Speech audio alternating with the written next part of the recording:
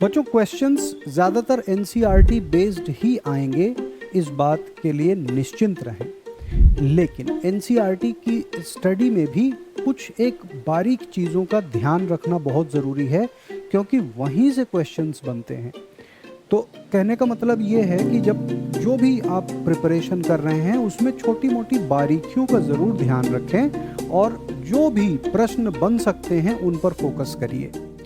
तो चलिए कुछ क्वेश्चन ह्यूमन फिजियोलॉजी से करते हैं, और अगर ये सारे क्वेश्चंस आप कर ले गए, यानी कि आप खुद इन सारे क्वेश्चंस का आंसर दे ले गए, तो इस बात की गारंटी मान लूंगा मैं कि ह्यूमन फिजियोलॉजी आपकी तैयार है। क्वेश्चंस एनसीईआरटी से ही हैं और ऐसे ही क्वेश्चंस पूछे जाते हैं एग्जामिनेशन में। क्वेश्चंस के लिए कभी भी ये मत सोचिए कि कोई बहुत डिफिकल्ट क्वेश्चन पूछा जाएगा। क्वेश्चन सिंपल चीज़ों से ही स्मार्टली निकाले जाते हैं। सो लेट्स सी आप इनमें से कितने क्वेश्चंस के आंसर कर सकते हैं, और ये सारे इंपॉर्टेंट क्वेश्चन हैं, पहली बात। दूसरी बात, अगर आप बिना मेरे बताए खुद आंसर कर ले गए तो मैं मान लूंगा कि ह्यूमन फिजियोलॉजी की आपकी तैयारी हो चुकी है। और अगर कुछ एक क्वेश्चंस नहीं कर पाए, कोई दिक्कत की बात नहीं, वो क्वेश्चन आप यहाँ देख लेंगे। एग्जाम में अगर ऐसा कोई भी प्रश्न आएगा तो आप जरूर आंसर कर पाएंगे। तो चलिए शुरू करते हैं ह्यूमन फिजियोलॉजी का पहला प्रश्न। क्वेश्चन बहुत आसान है, डेंटल फॉर्मूला के बारे में पूछा गया है। Dental formula of teeth in 5 year old child, एक 5 वर्ष के बच्चे में क्या होगा डेंटल फॉर्मूला। डेंटल फॉर्मूला तो आप सब जानते ही हैं, एडल्ट ह्यूमन में 32 टीथ होते हैं, 2123 अपॉन 2123 इंटू 2123, यही होता है डेंटल फॉर्मूला। लेकिन बच्चों के डेंटल फॉर्मूला में थोड़ा सा डिफरेंस रहता है। इनफैक्ट बच्चों में प्री मोलर्स नहीं पाए जाते। प्री मोलर्स की जगह बच्चों के मोलर्स हुआ करते हैं। बाद में जो मिल्क टीथ हैं, जिनको डेसिडुअस टीथ भी कहते हैं, वो दूध के दांत गिर जाते हैं, उनकी जगह पर परमानेंट टीथ आते हैं। तो बाकी तो जो इंसीजर कैनाइन है वो तो आता ही आता है, कोई दिक्कत की बात नहीं। लेकिन जो प्री मोलर की जगह पर गैप बना, क्योंकि प्री मोलर तो थे नहीं बच्चे में, वहां पर मोलर थे, और जो एडल्ट के मोलर होते हैं वहां पर बच्चों के दांत नहीं होते। तो बच्चों के जो मोलर गिरे वहां पर एडल्ट के प्री मोलर आए और बाद में मोलर टीथ डेवलप होते हैं। तो आप देख लीजिए, ये 4 ऑप्शन हैं, इनमें से कौन सा हो सकता है आंसर। एक छोटा सा क्लू और दे देता हूं, बच्चों में टोटल टीथ 20 होते हैं, 20 टीथ होते हैं, जिनको डेसिडुअस या मिल्क टीथ कहते हैं, और एडल्ट में 32 टीथ होते हैं। यानी कि 12 दांत ऐसे होते हैं जो एक ही बार आते हैं, और वो एडल्ट के मोलर्स होते हैं, बच्चों के मोलर्स नहीं। तो बच्चों का डेंटल फॉर्मूला क्या होगा? जी हाँ, बिल्कुल सही आपने समझा, 2102 अपॉन 2102 इंटू 2102 अपॉन 2102। ये इस तरह से क्यों लिखा जाता है? आप जानते हैं कि हमारा जो ऊपर का जबड़ा है ये ऊपर की लाइन, और ये नीचे का जबड़ा नीचे की लाइन। ऊपर के जबड़े में भी 2 पार्ट हैं, 2 इंसीजर के बीच में से एक इधर की तरफ, एक इधर की तरफ, एक लेफ्ट और एक राइट की तरफ, है ना, इसलिए इस तरह से लिखा जाता है। देखिए यहाँ पर 2 और 1 3 और 2 5, तो 5 इंटू 4, 5 इंटू 4, 20 टीथ हो गए। ये 0 इस बात को डिनोट कर रहा है कि बच्चों में प्रीमोलर नहीं है, प्रीमोलर की जगह बच्चों के मोलर्स आते हैं। यानी कि ये जो 2 लिखे गए ये एक्चुअल में 0 वाली जगह पर एडजस्टेड हैं। बाद में जब मोलर बच्चों के गिर जाते हैं तो एडल्ट के प्रीमोलर बच्चों के मोलर वाली जगह पर आ जाते हैं, जहां पर मोलर थे, यानी कि प्रीमोलर तो था नहीं, मोलर था, तो यहां पर आ जाता है। और फिर लास्ट में मोलर्स, एडल्ट के 3 मोलर आते हैं, एक तरफ टोटल 12 मोलर्स होते हैं, और उनमें भी आखिरी वाला विजडम टीथ कहलाता है, विजडम टूथ। एक को टूथ कहेंगे और प्लूरल मतलब एक से अधिक है तो टीथ कहेंगे। ठीक है, I hope now you understand. Next question पर चलते हैं।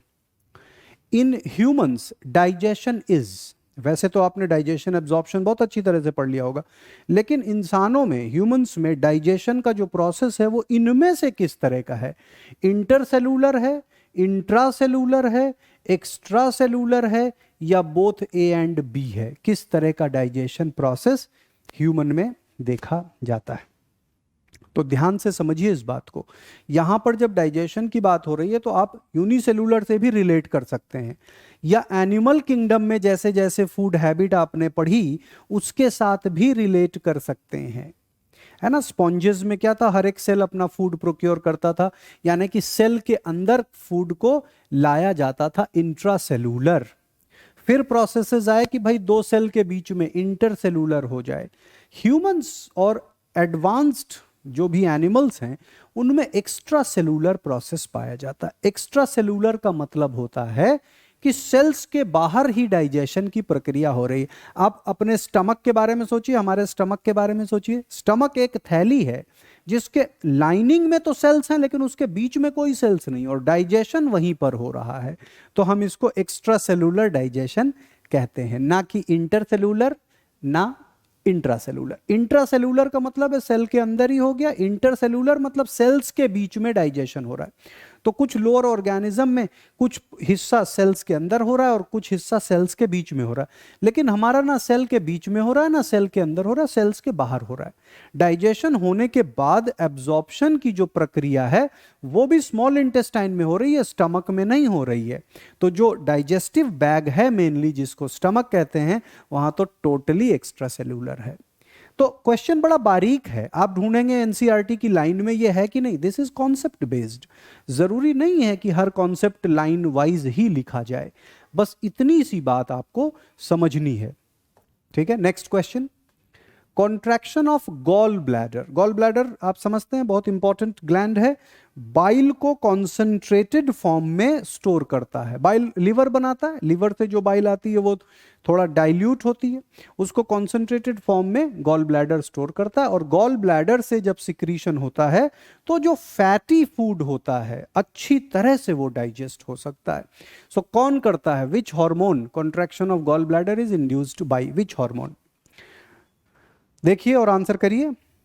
आई थिंक आप सही आंसर पे पहुंच चुके हैं। गैस्ट्रिन और सिक्रेटिन नहीं, गैस्ट्रिन और सिक्रेटिन नहीं। गैस्ट्रिन तो स्टमक के अंदर से जो सिक्रीशंस हैं उनको इंड्यूस करता है, ठीक इसी तरह से सिक्रेटिन भी केमिकल्स के सिक्रीशन को इंड्यूस करता है। But there is a hormone called cholecystokinin, CCK, जो स्टमक और स्मॉल इंटेस्टाइन के जंक्शन पर पाया जाता है, डुओडेनम के एरिया में पाया जाता है। और जैसे ही फूड स्टमक में आता है और डुओडेनम की तरफ बढ़ता है तो ये इंड्यूस करता है गॉल ब्लैडर के कॉन्ट्रैक्शन को, कोलेसिस्टोकाइनिन या CCK। ठीक है, सारे हॉर्मोन्स जो आपकी एनसीईआरटी में दिए हुए हैं उनकी लिस्ट जरूर बना लीजिएगा, और उनके सारे के सारे फंक्शंस वो कहाँ से सिक्रीट हो रहे हैं इस बात को अपने दिमाग में फिट कर लीजिएगा, क्योंकि इसमें से कोई ना कोई क्वेश्चन जरूर आएगा, चाहे वो ह्यूमन फिजियोलॉजी के किसी चैप्टर से आए या हार्मोन वाले चैप्टर से ही आए। चलिए next question, pharynx. Pharynx is a common opening for food and air. हम समझते हैं मुंह खोलते हैं तो फेरिंग्स है लास्ट में। Pharynx opens into the trachea. Pharynx oesophagus में भी ओपन होता है और ट्रैकिया में भी ओपन होता है। ट्रैकिया यानी कि विंड पाइप, कॉमन ओपनिंग है तो फूड और एयर दोनों ही जाता है, फूड वाटर एयर सारा कुछ जा रहा है फेरिंग से। सो फेरिंग्स जब ट्रैकिया में ओपन होता है तो ट्रैकिया का जो फर्स्ट पार्ट है, ऊपर का जो ब्रॉड पार्ट है ट्रैकिया का, कुछ इस तरह से होता है ट्रैकिया का ब्रॉडर पार्ट, है ना। इस ब्रॉडर पार्ट को हम लैरिंग्स कहते हैं। ये जा रहा है ना, और फिर यहां से ब्रेक हो जाता है ब्रोंकस में। ठीक है, यहां पर आप देखेंगे इरेगुलर, इनकम्प्लीट, सी शेपेड कार्टिलेजिनस रिंग्स भी प्रेजेंट हैं, जो आगे की तरफ तो टच हो जाएंगी, राउंड है, लेकिन पीछे की तरफ कंप्लीट नहीं है। ठीक है, तो ये समवट लाइक दिस, ऐसा स्ट्रक्चर आपने अपने एनसीईआरटी में भी देखा होगा। ठीक है, तो इसकी जो ओपनिंग है ये ट्रैकिया है, विंड पाइप, इसका जो अग्रभाग है वो लैरिंग्स कहलाता है। अब प्रश्न है कि फेरिंग्स जब यहां ओपन होता है लैरिंग्स में तो उस एरिया को क्या कहते हैं, यानी कि ओपनिंग ऑफ द ट्रैकिया और the larynx is known as what? Gullet, glottis, epiglottis या नन? देखें और बताएं, मैंने कई दफे इस बात का जिक्र भी किया हुआ है अपने लेक्चर्स में। देखिए होता क्या है कि ये हमारा फ्रंट में जो है विंड पाइप है, विंड पाइप फ्रंट में है, इसके पीछे फूड पाइप है ईसोफेगस, और यहां है जुबान, जीभ। जीभ तो आ गई है, जीभ के जस्ट पीछे विंड पाइप और उसके पीछे फूड पाइप, है ना, और यहां पर जुबान है। तो जब भी निवाला हम निगलते हैं, खाने को निगलते हैं, तो पूरी गारंटी है कि पहले विंड पाइप है तो उसी में चला जाएगा। तो यहां इस बात को रोकने के लिए एक कार्टिलेजिनस फ्लैप लाइक स्ट्रक्चर है। तो जैसे ही खाने को हम निगलते हैं, ये cartilaginous flap like structure wind pipe को बंद कर देता है और खाना इसके ऊपर से ईसोफेगस में चला जाता है। इस फ्लैप लाइक स्ट्रक्चर को एपिग्लॉटिस कहते हैं। और ये एपिग्लॉटिस ग्लॉटिस को बंद करता है, यानी कि ओपनिंग ऑफ द ट्रैकिया और the larynx is known as glottis. ठीक है, गलेट शब्द हलक से रिप्रेजेंट होता है, यानी कि जो फूड का जाना, लोअर ऑर्गेनिजम्स में गलेट यूज करते हैं। हम वैसे भी कह सकते हैं गलेट यानी कि हलक, जहां खाना जाता है, हवा की नली नहीं। तो glottis is the right answer. Next question पर चलते हैं।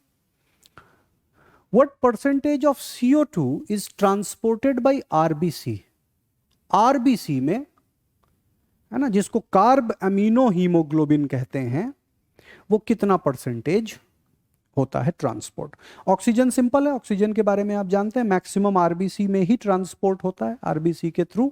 लेकिन कार्बन डाइऑक्साइड का ट्रांसपोर्ट थोड़ा सा भिन्न है, तो इसको देखें और बताएं। देखिए, कार्बन डाइऑक्साइड का जो मैक्सिमम पोर्शन है वो ब्लड प्लाज्मा में बाइकार्बोनेट आयंस के रूप में जाता है, जो कि 70% के करीब है। 7% के करीब करीब कार्बन डाइऑक्साइड ब्लड प्लाज्मा में डिसॉल्व्ड स्टेट में ट्रांसपोर्ट होता है, और अप्रोक्सीमेटली 23%, जो कि 20 से 25 के अंदर ही आता है, it is transported via RBC as carbaminohaemoglobin. ठीक है, 97% तो ऑक्सीजन ट्रैवल करता है आरबीसी के थ्रू। तो क्वेश्चन बहुत सिंपल हैं, लेकिन आपको पूरी चीजों को रिकॉल करा रहे हैं, एंड आई होप अब तक आपने सारे सही किए हैं। Next, the covering of lung is called. हमारे फेफड़े की जो कवरिंग है, जिसको लंग कहते हैं, उसकी कवरिंग को क्या कहते हैं? पेरिकार्डियम, पेरिकॉन्ड्रियम, प्लूरल मेम्ब्रेन, या प्लूरा, या प्लूरल कैविटी। कवरिंग की बात हो रही, आंसर तो आप समझ ही गए होंगे। पेरिकार्डियम हार्ट की कवरिंग को कहते हैं। पेरिकॉन्ड्रियम, कॉन्ड्रोसाइट्स कार्टिलेज होते हैं, तो कार्टिलेज के ऊपर कवरिंग पाई जाती है कहीं कहीं पर, उसको पेरिकॉन्ड्रियम कहते हैं। जबकि लंग की कवरिंग को प्लूरा कहते हैं या प्लूरल मेम्ब्रेन कहते हैं। लंग खुद प्लूरल कैविटी में है और उसके ऊपर जो मेम्ब्रेन उसको कवर करके रख रहा है, दैट इज प्लूरल मेम्ब्रेन और प्लूरा। सिंपल है, ठीक है, लेकिन इंपॉर्टेंट है। आगे बढ़ते हैं नेक्स्ट क्वेश्चन की तरफ। Which of the following parts of heart first receives deoxygenated blood? Deoxygenated blood तो समझते हैं, जिसमें ऑक्सीजन नहीं हो, वो डीऑक्सीजनेटेड ब्लड है। तो हार्ट का कौन सा पार्ट सबसे पहले डीऑक्सीजनेटेड ब्लड को रिसीव करता है? देखिए, हार्ट को अगर आप देखें तो ये एक रफ सा डायग्राम मैं आपके लिए बना देता हूं, जिससे आपको एक थोड़ा सा आइडिया लग जाएगा, है ना। ये देख लीजिए, so you get an idea. Heart को लेकर के एक आइडिया हो गई आपको। एंड फिर इसमें और भी हैं ट्यूब्स, ये रही इसकी branch, and then we have aorta. Aorta तो पूरा आर्च कर जाता है ना। This is just a rough diagram, more or less आपको दिखाने के लिए ये डायग्राम मैंने बना दिया, ठीक है ना। अब यहां एक बात समझने वाली है, हार्ट में एक बात समझने वाली है, वो ये कि जब भी आप बचपन से मैथमेटिक्स करते आए हैं तो इस साइड को एलएचएस पकड़ते थे, इसको आरएचएस पकड़ते थे, लेकिन एनाटॉमिकल डायग्राम्स में थोड़ा सा भिन्न है। जब मैं ड्रॉ कर रहा हूं तो मैं अपने ही बॉडी को रिप्रेजेंट करूंगा। मेरा लेफ्ट ये है और मेरा राइट ये है, तो इधर की तरफ का जो हिस्सा है वो राइट हैंड साइड है, यानी कि ये राइट है और ये लेफ्ट है, ठीक है ना। डीऑक्सीजनेटेड ब्लड सबसे पहले इंफीरियर और सुपीरियर वेना केवा से यहीं पहुंचता है, यानी कि सर्वप्रथम राइट एट्रियम में पहुंचता है। Deoxygenated blood. उसके बाद राइट वेंट्रिकल में जाता है, फिर पल्मोनरी आर्टरी से लंग्स में जाता है और फिर ऑक्सीजनेटेड होकर के लेफ्ट हैंड साइड आता है। तो right auricle is the correct answer. ठीक है, बहुत सिंपल सा डायग्राम मैंने आपको बनाया ताकि आपकी समझ में आ जाए। हार्ट के डायग्राम्स को जरूर देख लीजिएगा, ह्यूमन फिजियोलॉजी में जितने भी डायग्राम्स हैं उनको एक बार जरूर गो थ्रू कर लीजिएगा। चलिए एक और प्रश्न, tricuspid valve is present in between. Tricuspid valve कैसा होता है? ट्राइकस्पिड वॉल्व में 3 कस्प्स होते हैं। कस्प का मतलब है 3 ओपनिंग, ठीक है ना। This it is somewhat like this. ऐसे करके आप देखिए 3 फ्लैप हैं, 1 2 3। ये ट्राइकस्पिड है और एक होता है बाइकस्पिड वॉल्व। बाइकस्पिड वॉल्व को सेमिलूनर या मिट्रल वॉल्व भी कहते हैं, जिसमें बस 2 कस्प हैं, 2 कस्प ओपन हो जाते हैं एक तरफ, ठीक है ना। तो जहां पर डीऑक्सीजनेटेड ब्लड एट्रियम से वेंट्रिकल में जाता है वहीं होता है ट्राइकस्पिड वॉल्व, यानी कि right atrium and right ventricle के बीच में देखने को मिलेगा। लेफ्ट एट्रियम और लेफ्ट वेंट्रिकल के बीच में इस तरह का वॉल्व, जिसको मिट्रल वॉल्व भी कहते हैं, it is also a type of semilunar valve, यहां देखने को मिलता है। ठीक है, next question, circulatory system does not help in. Circulatory system जिसमें हार्ट, ब्लड, लिम्फ है ना, ये इन्वॉल्व होते हैं, और arteries, veins, arterioles, venules, capillaries, यानी कि heart pumping organ, channels, arteries, arterioles, veins, venules and capillaries, और फ्लूइड जो उनके थ्रू मूव कर रहा है, that is blood and the lymph, है ना। 2 फ्लूइड मूव करते हैं सर्कुलेटरी सिस्टम में, ब्लड और लिम्फ। तो सर्कुलेटरी सिस्टम के कार्य में इनमें से कौन सा कार्य नहीं आता है? Transport of respiratory gases, oxygen, carbon dioxide को ब्लड ही ट्रांसपोर्ट करता है तो वो आता है। Transfer of hormones, hormones are directly released into the blood by the endocrine glands, तो वो ब्लड उसको कर रहा है। Transport of food material, absorption कहाँ होता है? डाइजेशन के बाद जो एब्जॉर्प्शन होता है ब्लड स्ट्रीम में होता है या लिम्फेटिक चैनल में होता है, लैक्टियल्स में फैट का डाइजेशन, है ना, एब्जॉर्प्शन जो होता है। ट्रांसफर ऑफ इंपल्सेस, ये कौन करता है? इंपल्सेस को ट्रांसफर करने का काम नर्वस सिस्टम का है। This is the work of nervous system, ठीक है। सो सर्कुलेटरी सिस्टम ये कार्य नहीं करता, ठीक है। अच्छा, क्वेश्चन में एक और चीज देखिएगा कि किसमें पूछा जा रहा है करता है या नहीं करता। यहां कई बार बच्चे मिस्टेक कर जाते हैं। Circulatory system does not help पूछा गया है, ठीक है, किस कार्य में हेल्प नहीं करता। चलिए अगला प्रश्न आ जाता है, loop of Henley is found in. Loop of Henley कहां पाया जाता है? हेनलीज लूप या लूप ऑफ हेनली, इनमें से कौन सी जगहों में, कौन से ऑर्गन में पाया जाता है लूप ऑफ हेनली? लंग में पाया जाता है, लिवर में पाया जाता है, न्यूट्रॉन में पाया जाता है। बॉडी में न्यूट्रॉन भी होता है क्या? या नेफ्रॉन में पाया जाता है? तो नेफ्रॉन को structural and functional unit of kidney कहते हैं, जिसमें बोमेंस कैप्सूल, ग्लोमेरुलस, इसके अलावा PCT, loop of Henle, DCT and then collecting duct होता है। यानी कि लूप ऑफ हेनली जिसमें वाटर का एब्जॉर्प्शन होता है मेनली, और सिलेक्टिव एब्जॉर्प्शन होता है असेंडिंग लिम्ब में सॉल्ट्स का, ठीक है। तो इट इज द नेफ्रॉन जहां पर लूप ऑफ हेनली पाया जाता है। नेफ्रॉन भी 2 तरह के होते हैं, कॉर्टिकल एंड जक्स्टा मेडुलरी। इनके बारे में भी एनसीईआरटी में दिया हुआ है, इसको अच्छे से पढ़ लीजिएगा। काउंटर करंट मैकेनिज्म भी पढ़ लीजिएगा। इसमें से किसी भी ह्यूमन फिजियोलॉजी के टॉपिक में अगर आपको कोई कमजोरी हो या समझने में दिक्कत आती हो तो आप कमेंट में जरूर बता दीजिएगा। कुछ ही दिन बचे हुए एग्जाम के, मैं कोशिश करूंगा कि आपके वो डाउट भी सॉल्व कर दूं। चलिए नेक्स्ट क्वेश्चन की तरफ बढ़ते हैं। Anti diuretic hormone is also known as, anti diuretic hormone. Anti diuretic hormone की अधिकता से वाटर का रिलीज ज्यादा होने लगता है, मूत्र यानी कि यूरिन की क्वांटिटी बढ़ जाती है। Anti diuretic hormone, anti diuretic hormone posterior pituitary से रिलीज होता है और उसका दूसरा नाम है वैसोप्रेसिन, ठीक है। तो ये डायरेक्ट क्वेश्चन है, आपको पता होना चाहिए। एंटी डायूरेटिक हार्मोन का एब्रीविएशन भी है ADH। ADH और वैसोप्रेसिन सेम है। ये पोस्टीरियर पिट्यूटरी से रिलीज होने वाला हार्मोन है। ठीक है, तो हार्मोन्स के बारे में मैंने पहले भी कहा है, सारे हार्मोन्स की लिस्ट जरूर देख लीजिएगा। चलिए एक और प्रश्न पर आते हैं। Ribs are attach to, ribs जो हमारा ये रिब केज है, जो लंग्स को सपोर्ट करता है, वो कहाँ अटैच्ड रहते हैं? रिब्स कहाँ अटैच रहते हैं? स्कैपुला में अटैच रहते हैं, शोल्डर ब्लेड, या स्टर्नम, ब्रेस्ट बोन, या इलियम, या क्लैविकल? तो बोन्स के नाम एपेंडिकुलर स्केलेटन और एक्सियल स्केलेटन, इनके बोन्स का पूरा एक टेबल दिया हुआ है एनसीईआरटी में, उस टेबल को ध्यान रखना बहुत ज़रूरी है। तो रिब्स आकर के अटैच होते हैं।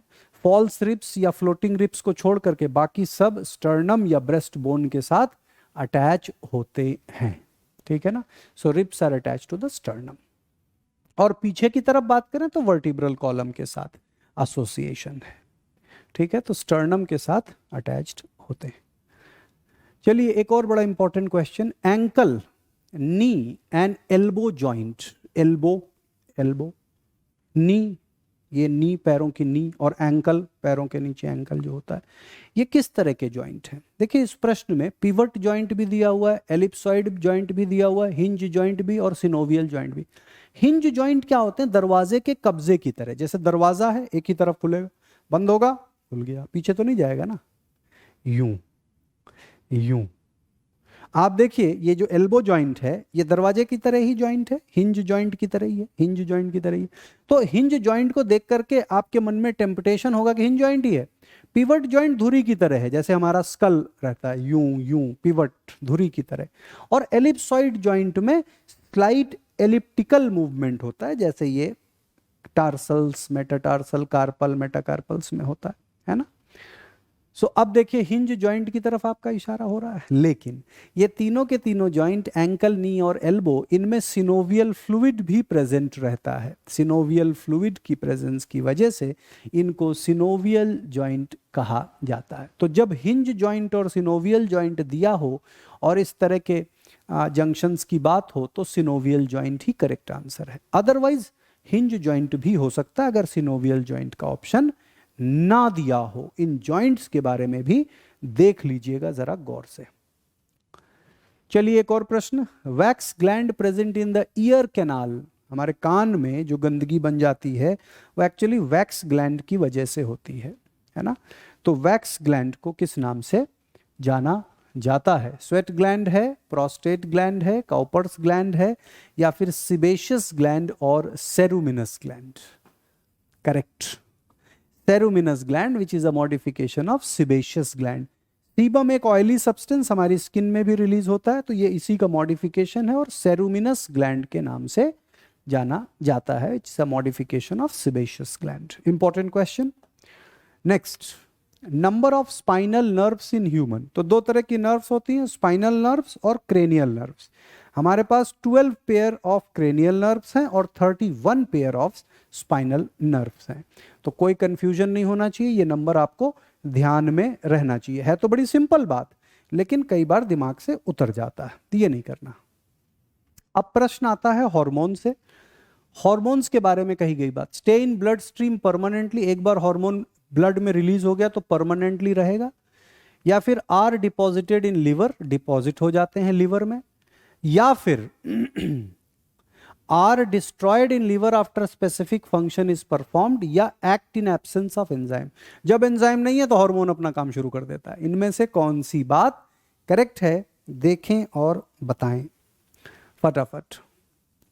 हार्मोन्स बहुत कम मात्रा में रिलीज होते हैं, डायरेक्टली ब्लड स्ट्रीम में रिलीज होते हैं और स्पेसिफिक टारगेट एरिया में यूज हो जाते हैं, लेकिन जो हार्मोन बच जाते हैं वो लिवर में डिस्ट्रॉय हो जाते हैं। So they are destroyed in liver after specific function is performed. उनका अपना कार्य कंप्लीट तो फिर वो डिस्ट्रॉय हो जाते हैं लिवर में। समझ गए? तो ये आपको पता होना चाहिए। और अब आते हैं 17वें प्रश्न या आखिरी प्रश्न पर। Sweat gland is an example of. Sweat gland, पसीने की ग्रंथि, किस तरह का ग्लैंड है? Endocrine gland, exocrine gland, ectocrine gland या हाइपोक्राइन ग्लैंड? एक्टोक्राइन और हाइपोक्राइन ग्लैंड बोलकर विशेष कुछ नहीं होता। एपोक्राइन, होलोक्राइन, मेरोक्राइन ग्लैंड्स होते हैं। ठीक है, तो स्वेट ग्लैंड को कौन सी ग्लैंड की श्रेणी में रखा जाए अगर सिंपल भाषा में? एंडोक्राइन ग्लैंड हार्मोन सिक्रीट करते हैं, एक्सोक्राइन ग्लैंड अपने सिक्रीशन को डक्ट के थ्रू रिलीज करते हैं। तो स्वेट ग्लैंड में भी डक्ट होता है और उसी ग्रंथि से, उसी डक्ट से निकलता है। तो it's an exocrine gland. I hope all of you were able to do all these questions. और अगर आपने ये सारे प्रश्न करेक्ट किए हैं तो मैं ये आशा कर सकता हूँ कि ह्यूमन फिजियोलॉजी की पढ़ाई आपकी अच्छी हो गई है। अब दूसरे यूनिट पर फोकस करिए, और जिन्होंने सारे करेक्ट नहीं किए वो थोड़ा सा अपने फोकस को जिस तरह से बताया उस तरह से कर दें। लास्ट मोमेंट में भी तैयारी होती है अगर आप पहले से पढ़ते आ रहे हैं। घबराना नहीं है, पैनिक नहीं करना है, अपनी कोशिश को करते रहना है, सफलता जरूर मिलेगी। All the best.